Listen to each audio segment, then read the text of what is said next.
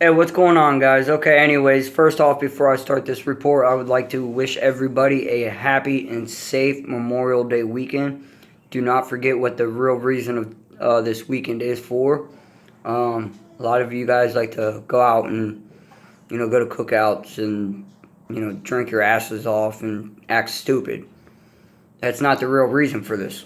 Okay, remember all the fallen soldiers, the loved ones that fought and died for the freedoms that we have nowadays. Even if you didn't agree with it, they put their lives on the line for the greater cause. And this weekend is why they're remembered. Alright, so, anyways, really quick, guys, breaking news on North Korea. It's been a couple days since we talked about it. Here comes my daughter. Last night it was breaking, and a couple of my sources, and I found a few websites that's confirming this, that the United States has sent a third air carrier, Navy, to the Korean Peninsula. I don't know if you guys know. I don't remember reporting on it. I may have. That North Korea shot off yet another ICBM rocket launch.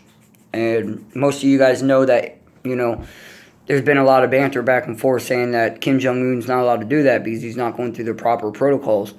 And with all the threats he's been making to the United States and its allies, like Japan, and even Australia, saying that he will drop nuclear bombs on them. And he's ramping up the process, the testing, and he's really trying to achieve that thought, that ideology. But, between, international law, he's not allowed to do that, and he just doesn't care.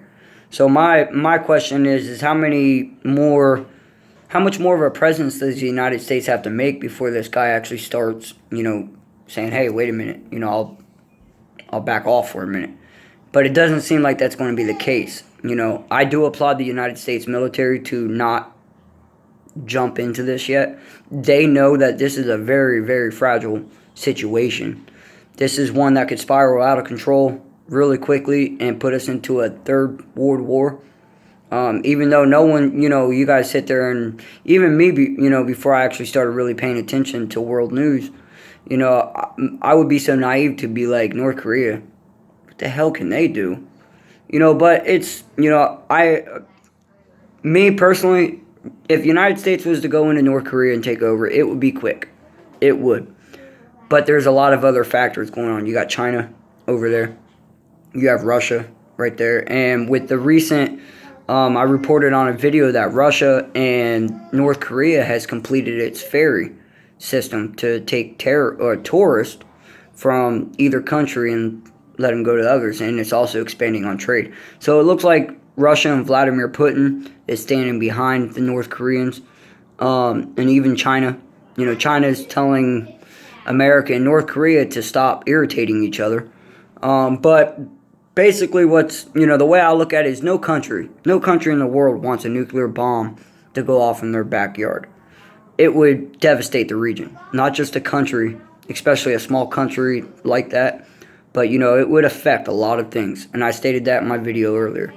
So, I really applaud the United States for not jumping the gun on this, but I'm just really worried about how much more before enough is enough. Something has to be done. All right, and at this point, it's Kim Jong-un has made it known that if we make any sudden movement towards them, it will be a all-out war. So we just keep sending all this military equipment to South Korea, to the China Sea, South China Sea, and the Korean Peninsula out in the waters. Navy. We have a lot of drones flying around. Even China. I made a video called China's Flexing Its Muscle. And just a couple days ago, China was, flexing their muscle again against the United States, flying their aircraft over. They were basically doing air tricks over our Navy, flying upside down and doing barrel loops and stuff like that.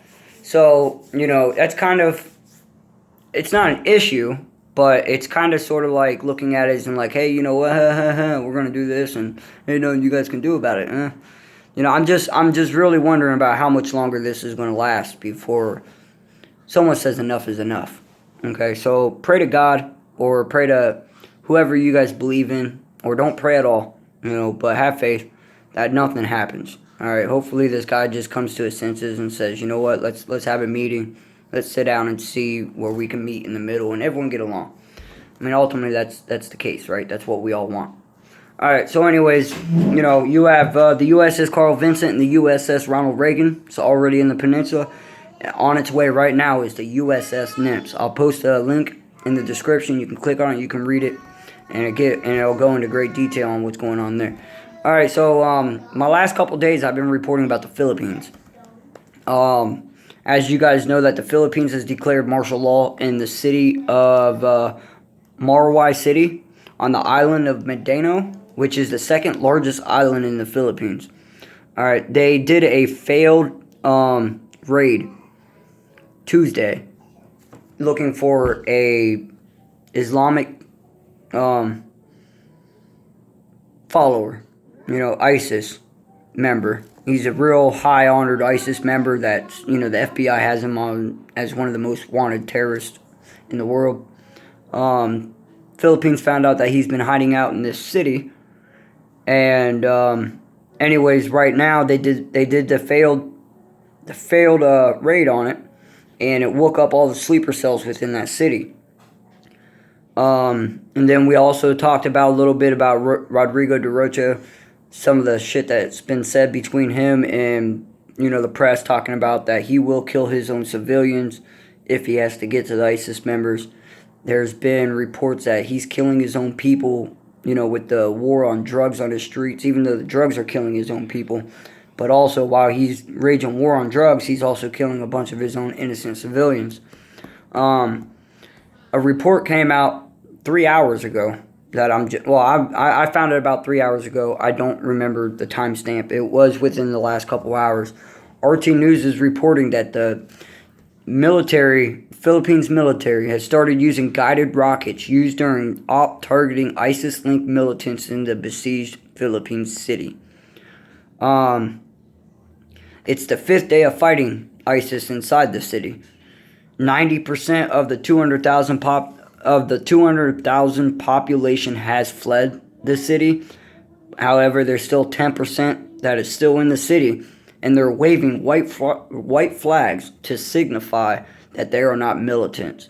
So you have, you know, 200,000 people in that city. 90% of them has left, but there's still 10% that didn't leave. Maybe they didn't have the modes of transportation, the elderly, the sick, the poor.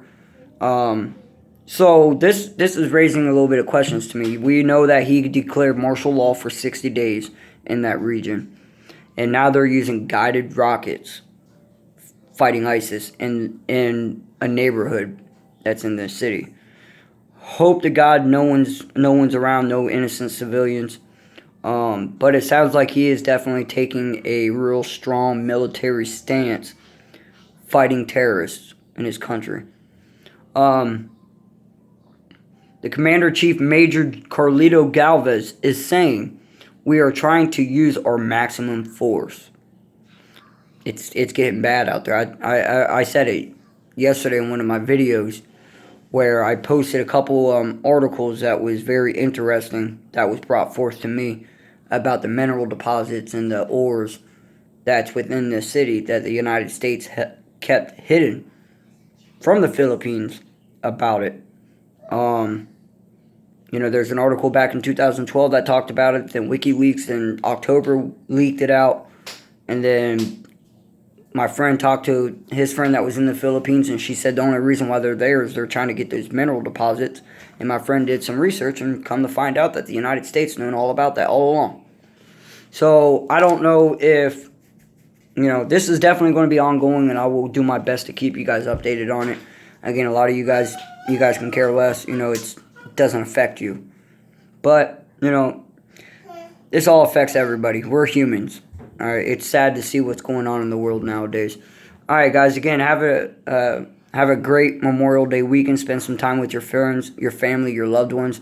If you have any friends, family, or loved ones that's, just joined the military, shake their hand for me. Tell them thank you. Tell them to be safe and enjoy your time with them today. All right, guys. All right, if anything else pops off, I'll update you guys. All right, bye.